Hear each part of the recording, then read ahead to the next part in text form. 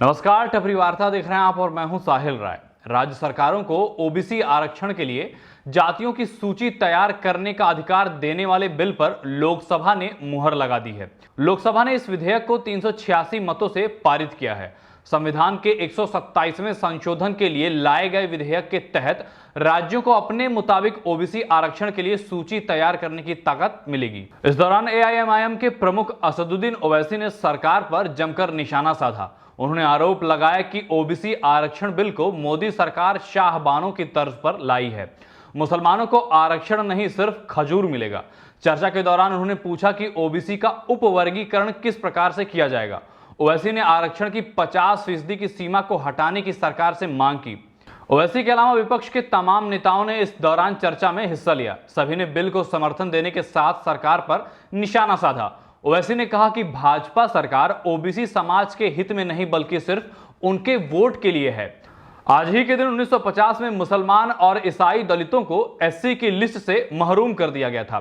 सरकार जल्द से जल्द मजहब के बुनियाद पर आरक्षण को खत्म करे। कांग्रेस नेता और सदन में पार्टी के नेता अधीर रंजन चौधरी ने संविधान के 127वें संशोधन विधेयक 2021 पर चर्चा की शुरुआत करते हुए आरोप लगाया कि केंद्र सरकार की गलती के कारण ही यह विधेयक लाना पड़ा है। वह उत्तर प्रदेश और कुछ राज्यों के चुनाव को ध्यान में रखकर इसे लाई है। पार्टी ने ओबीसी के संबंधित संशोधन विधेयक का समर्थन किया। कहा कि केंद्र सरकार आरक्षण की 50% की सीमा को हटाने पर विचार करे ताकि महाराष्ट्र में मराठा समुदाय और दूसरे कई राज्यों में लोगों को इसका लाभ मिल सके। अधीर रंजन चौधरी ने कहा कि हम इस विधेयक पर चर्चा में भाग ले रहे हैं क्योंकि यह संविधान संशोधन विधेयक है।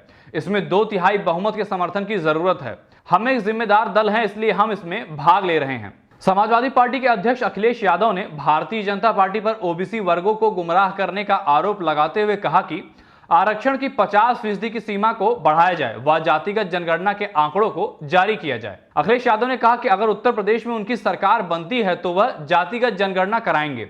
अखिलेश यादव ने आगे कहा कि अगर इतना महत्वपूर्ण विधेयक पारित हो रहा है तो उसी के साथ आरक्षण की सीमा को भी बढ़ाया जाए, जातिगत जनगणना के आंकड़े जारी किए जाएं। इस चर्चा में हिस्सा लेते हुए तेलुगु देशम पार्टी के राम मोहन नायडू ने जाति आधारित जनगणना कराने की मांग की। उन्होंने कहा कि जब 2021 में जनगणना हो रही है तब जाति आधारित जनगणना करवाई जानी चाहिए।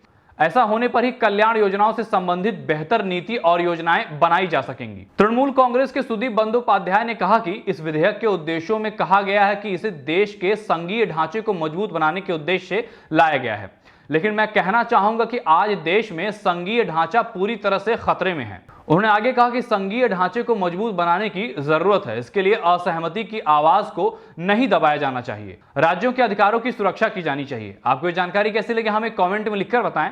और अगर आप ये वीडियो यूट्यूब पे देख रहे हैं तो हमारे यूट्यूब चैनल टपरी वार्ता को सब्सक्राइब करें।